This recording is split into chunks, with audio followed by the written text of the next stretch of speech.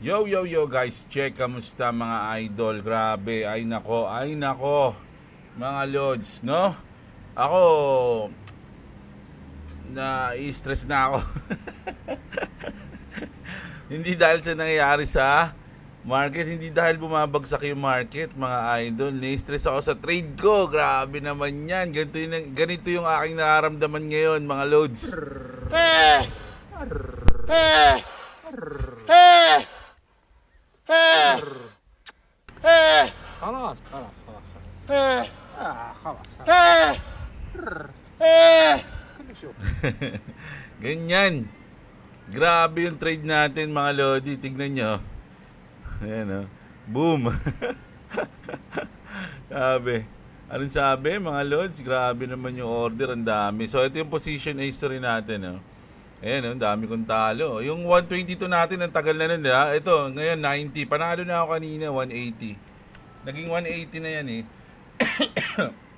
Wala lang nabawi. Ayan, nanalo ako ng 92 sa long. Ayoko na talaga mag-short. Unti lang na nanalo ako sa short eh. Sa long ako nanalo ng malaki. Pero itong short ko kasi na to, ayan, nanalo ako ng 47. Grabe. Ngayon, tatlong sunod ako, talo. Pagkatapos ng malaki kong panalo. So, pinipilit ko mag-short dito eh.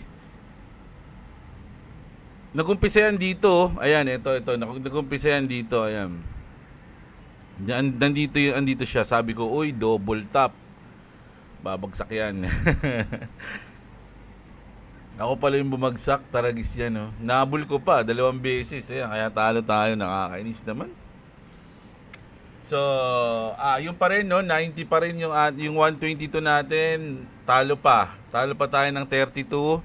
Kanina panalo na ako ng malaki kasi nag 180 na to, 181.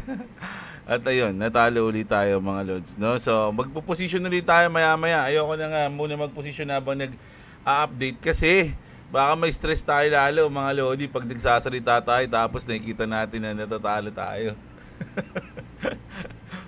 Isang ano na lang sana, isang short na lang eh. Ayun yung iniisip ko kanina, isang short na lang na bumaba siya kahit sa half lang nito, mga lodi, 50% lang nito.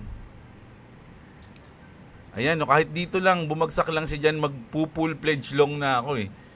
Magpo-full pledge long na ako. Kaya lang, taragis yan. Ayaw ako pagbigyan, umaangat, sinusundot ako ng sinusundot. Bad trip. No, pero sa mga hold natin, sa spot natin, no problem tayo dyan, mga idol, no? Sabi nga, kagabi kasi, din ako kay Boss Robo, sumili pa ako kay Boss Robo. Actually, may ginagawa kasi ako kagabi. Sinilip ko lang si Boss Robo ng konti.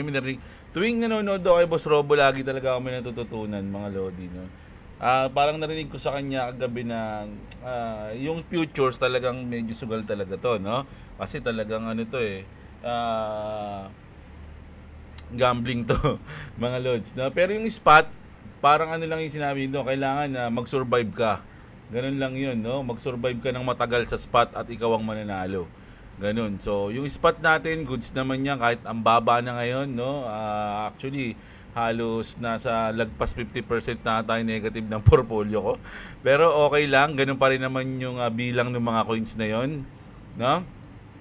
At kailangan lang natin mag-survive, mga lods, no, bago ang lahat, no, kasi maraming paparating ngayon, yung pag-reopen ng government, tapos yung ISO, no, 200 November 2022 yun. November 22, 2025. So hintayin lang natin yun, mga lodi. Sabi ko nga, kung tuloy-tuloy ito na mag-stagnant at kumbaga hindi siya lumipad, no, hanggang January, magti-take profit na ako kahit anong mangyari. Kasi profit naman na ako kasi nag-ipon ako matagal na eh, 2021 na yung mga bodega ko. So profit na yon. Ang hinihintay ko lang yung talagang to the moon. Ngayon, kung hindi ibibigay sa atin yung to the moon, magpa-profit na tayo. Pero hindi lahat. Syempre, no, mag-iwan tayo ng malupit. Ganun lang yun, mga lodi, no. Malabas yung mga trade ko. Ang dami kong trade, oh. Ang daming position.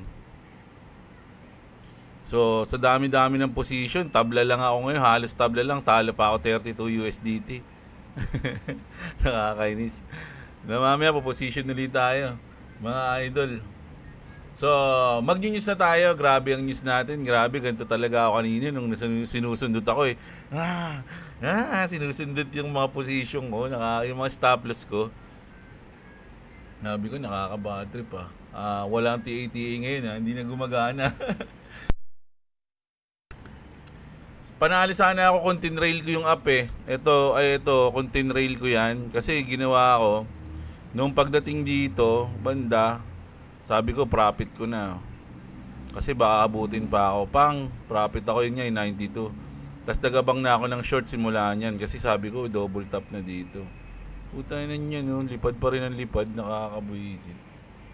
Yaman na, mga lodi. So, ito na muna tayo, grabe to. Kanina lang to, mga idol. No, itong balita na to, grabe, kita niyo yan. Please pray to God, everyone is okay. This is heartbreaking. Sa ano to, mga lodi, no, saan ba to? Sa Honolulu, Hawaii. No, breaking, UPS flight 2976 bound for Honolulu, Hawaii had 280,000 gallons of jet fuel on board went in crash in Louisville pala, mga lodi, no? Sa Louisville, multiple explosion have rocked the area. Grabe, ang laki ng sinakop niyan, mga lodi. Tsaka nung palipad pa lang siya, ito, kita nyo yan. Palipad pa lang siya, umaapoy na siya, mga idol, kita nyo. Yung umaapoy na yan, tapos biglang doon na, sumabog na siya doon eh. Ayun, boom, boom. So, marami siyang nadaan ng bahay. Ayan, kita niyo yan, mga lodi. Grabe, Sipin mo, nandiyan ka sa isang lugar na yan, tutulog ka lang. Oh my goodness, di ba? So, tayo, pinoproblema lang natin yung mga trade natin, yung stop loss natin, o yung natin. Pero sila, tignan mo, natapos yung, hindi ko alam kung ilan yung namatay dito, wala pang balita. Kasi kakapangyayari lang nito eh. Mga idol eh. Hindi ko pa ito naman. Ayan, ang dami. Kita nyo, parang resident area yan, So, hindi pa nababalita yan dito sa Pilipinas, mga lodi. Dito nyo unang narinig yan kay Jeblo, mga idol. Sana, please pray for them. Ayun nga sabi, mga idol, no? Ayan, grabe. So, game. Crypto news na tayo, mga lodi. Unahin na natin si Daddy Trump. Tomorrow, nako, mabigat, isa pa tong magpapabagsak o magpapa-stable lang, hindi magpapalipad eh. Stable o bagsak, ganun lang, walang lipad. Tomorrow, United States Supreme Court case is literally life or death for our country. So, ayun nga, mga lodi, no? 50-50 to, mga idol. With the victory, we have tremendous but fair financial and national security. Without it, we are virtually defenseless. Kumbaga, asan tayo? Ayun, kumbaga sabi dito, pag nanalo sila, mga lodi, solid yan, no? Medyo maganda yung mangyayari. But without it, we are virtually defenseless against other countries who have for years taken advantage of us. Our stock market is consistently hitting record highs, and our country has never been more respected than it is right now. A big part of this is that economic security created by tariffs and the deals that we have negotiated because of them. Thank you for your attention to this matter. So, sa kasi to, mga lodi, no, yung tariff, no? Ito yung tatalakayin bukas. Baka mamaya nga to eh. No, pag natalo si Trump, nako, delegates. Di natin alam pero 50-50 to, mga lodi. Baka isa pa to sa hindi na kasi ayaw pa buksan yung government. Ba't kasi ayaw pa i-reopen eh. Speaking nga, ito na. Senate Democrats, talaga mga Democrats refuse for the 14th time to reopen the federal government, continuing to inflict suffering nationwide. Nako, mga lodi, ayaw pa rin nila. Needed 60 votes, pero ang nangyari 49-42 eh. What a pathetic move from Chuck Schumer. They are waiting until the elections are over and use the shutdown to juice far left turnout. Absolutely shameful. President Trump Speaker Johnson and Leader Thun are holding the line, mga lods, no? So wala pa daw, hindi pa raw ma-open. Puro isa pa nga nito. Isa pa nga ng ano natin. Sana.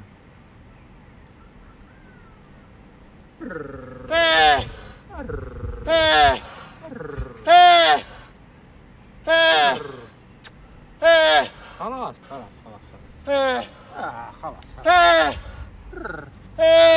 كل شوف Grabe. Ayun lang talaga ang magiging reaction natin pagka ganyan no? Speaking of Trump, White House says President Trump has officially ended the Biden administration war on the cryptocurrency agency, no? Industry pala, sorry. So, tapos na daw no yung war between government and cryptocurrency. Mga lods, no? Syempre, alam na natin 'yan, no? Yung SEC, lahat na may mga kaso wala na, no? Napawalang bisa na, mga idol, no? So, goods 'yan, no? Sa crypto, mga idol, no? Pero anong nangyayari, no? Sa pangkalahatang market, wala negative tayo ngayon. At eto, mga idol, actually kinakabahan na nga ako dito, mga lodi. Alam niyo ba to si Oscar Ramos? Pinapanood ko din to Tapos, so, I got banned once again for posting about XRP. This time, my title and thumbnail are fine. Nothing wrong at all with the video. Hey, Team YouTube, I need you to remove the strike. Remove the 7 days ban on YT. I'm talking about XRP Ripple Swell news, and you think it's harmful and dangerous? This is again a completely mistake by you. Fix this up, this ASAP, sabi niya, no? So ako pa naman puro XRP pa naman yung aking takot na ako, mami, pati ako iban mga idol no. So marami na raw na ban, no. Yep, the YouTube algorithm is more aggressive than it used to be, which is why it's now plaguing more content than it used to. You did not break YouTube policy, but there are steps you can take to make it far less likely false positive like this happen again. I now use ChatGPT to audit all of my video titles and thumbnails to make sure they're not going to get plugged by the algorithm. Your video title in this case contained 2 red flags. Had you asked ChatGPT, it would have warned you of the risk of your video title being plugged. It's not fair, but that's how it is. May mga ganun pala, mga idol, no? Hindi. No, marunong ba sila magtagalog? Yung ano? Siyempre si ChatGPT marunong Grabe, no? Ako, nakakabahan na ako dito, mga lodi. Kasi si Libay, ganun din. Si Edo Parina, ganun din. Yun, si Oscar Ramos. No? Dahil mga XRP content creator tong mga to, mga lods di susubukan ko na rin sumangguni kay ChatGPT, mga lodi. Chat natin si ChatGPT kung okay tayo. Ito, ako, actually, sa lahat ng mga nawawalan ng pag-asa, mga lodi, nakakaramdam, no? Ngayon ng pagkalugmok, mga idol, na actually, inaasahan ko na to sa totoo lang. Kasi, yung mga nakaraang buwan, mga nakaraang linggo, masyado kasing obvious na lilipad mga lodi. Hindi ganun yung nangyari nung mga nakaraang cycle. Nung mga nakaraang cycle, bago lumipad, mga lodi, lugmok talaga. Alam niyo yung pandemic, di ba, 2019? Pandemic nun, mga lodi, walang kaperahan, walang kahit ano, kumbaga nagbabaka sakali lang lahat. Tapos biglang lumipad yung market. Ganun din yung mga nakaraang mga 2017. Ganun din, di ba? Kumbaga, kumbaga, scam yung Bitcoin. Wala yan, niloloko lang kayo niyan, tapos biglang lumipad. Yung sa atin, ng mga nakaraan, parang ang saya natin, uy, October na, uy, November na, uy, si Trump, ang galing, boom, ganito, ganyan.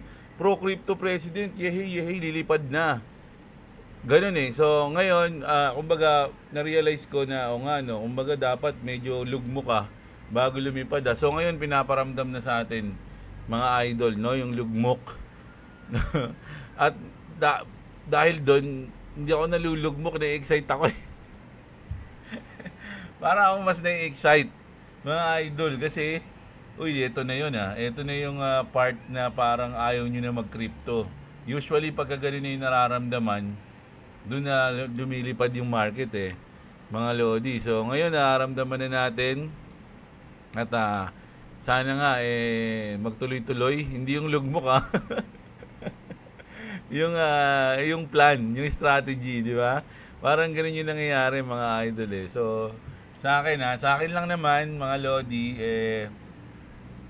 malapit na for me, no? Tapos si Jim Cramer pa, ito, ayan na, okay na. Sabi nga ni Jim Cramer, mga Lodi, nasa bear market na tayo.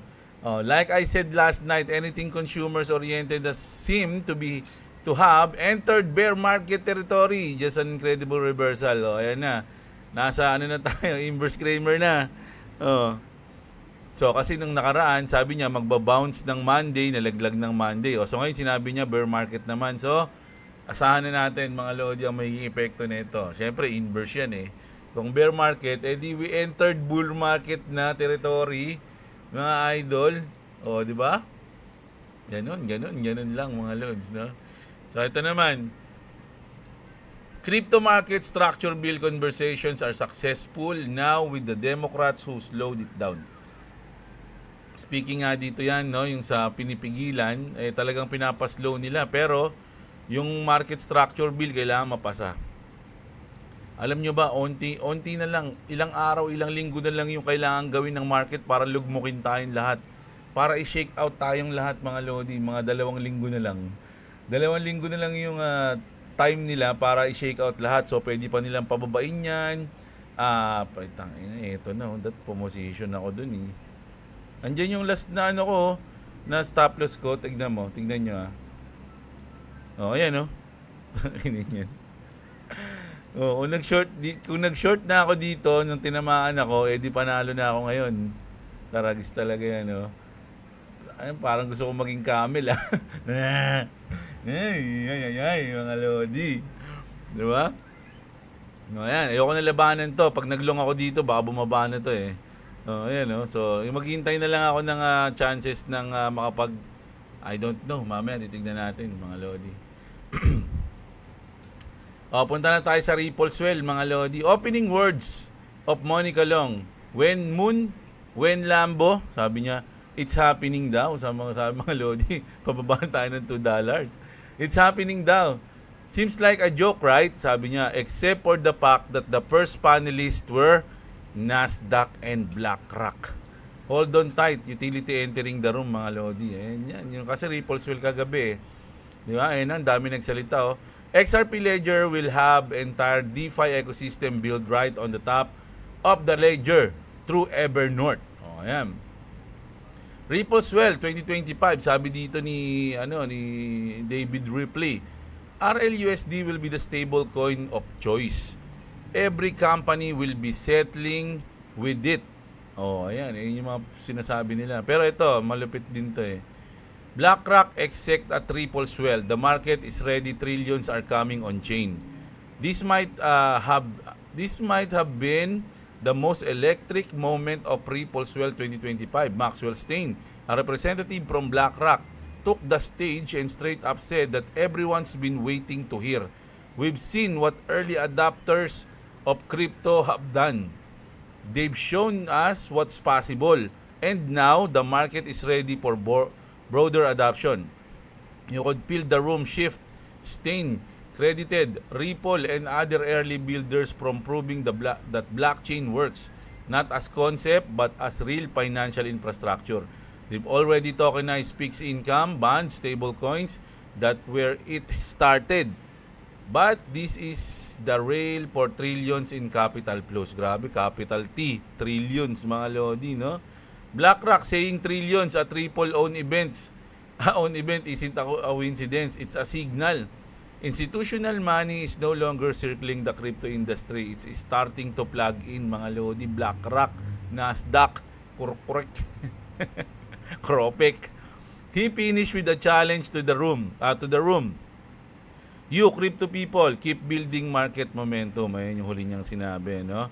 And just like that, Ripple's narrative of institutional rails for global liquidity hit a whole new level. credibility. A whole new level of credibility, di ba? So, ayan na mga Lodi, ano pang hinihintay natin? Sakay na, sabi nga nila. Eto si Eleanor Teret, kilala niyo naman yan mga Lods, di ba? And another one so far, we've got Canary Funds, Bitwise Invest, and FTI as US updating their XRP S1. Ito na yun mga Lodi, no?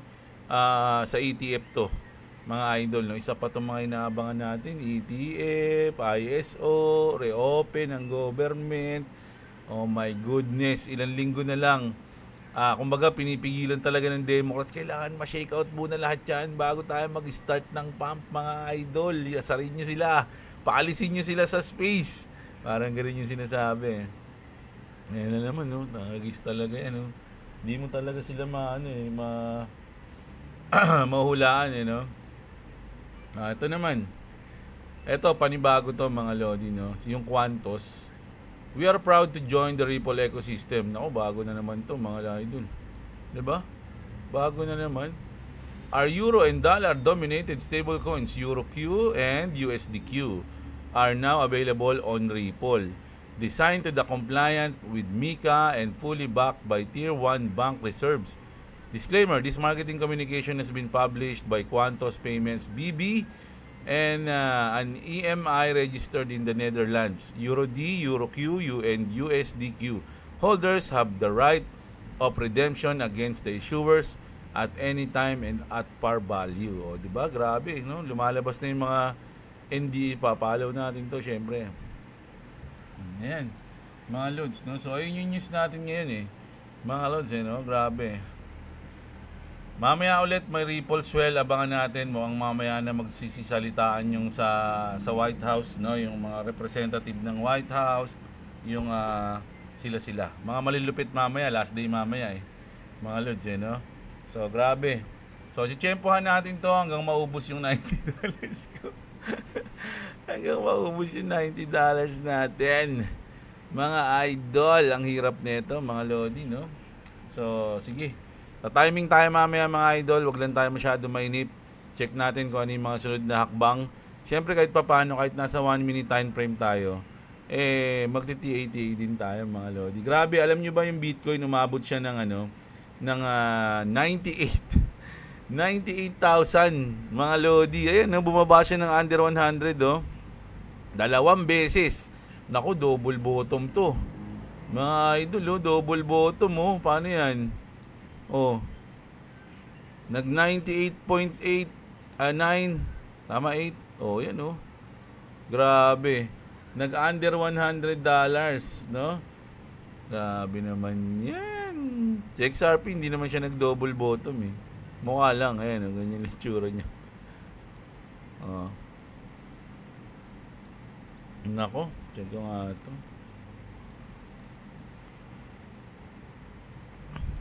Pwedeng gumanito yan mga Lodi, no?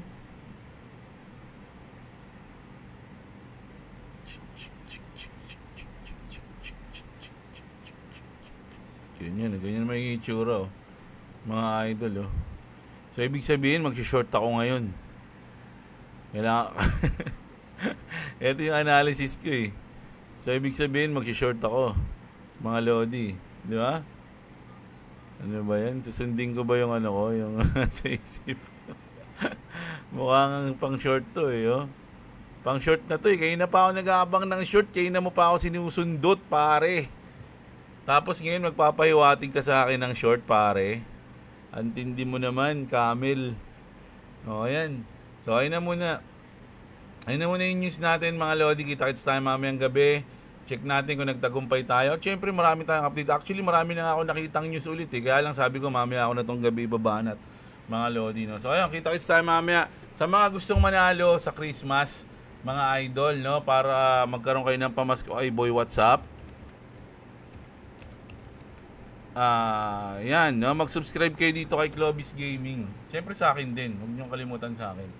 So, mag-subscribe kayo dito. Lahat ng subscriber ni Boy WhatsApp, irarapol natin. Pipili tayo ng mga mapapalad at bibigyan natin ng pa-Gcash. Magpapa-Gcash si Boy WhatsApp, mga idol, no? So, ayan. Subscribe lang kayo. Libre lang mag-subscribe. At may chance kayo manalo ng pa-Gcash ni Boy WhatsApp sa December. So ayun, kita-kits tayo. Maraming salamat sa mga magkita-kita tayo mamaya. Magandang araw sa inyo mga kapatid at What's up? Subscribe to Coffee TV, subscribe to Jablo. If you want to subscribe to me, it's link in the description. Also, if you don't subscribe to me, oh, it's a book! I ate your bone. Bye-bye.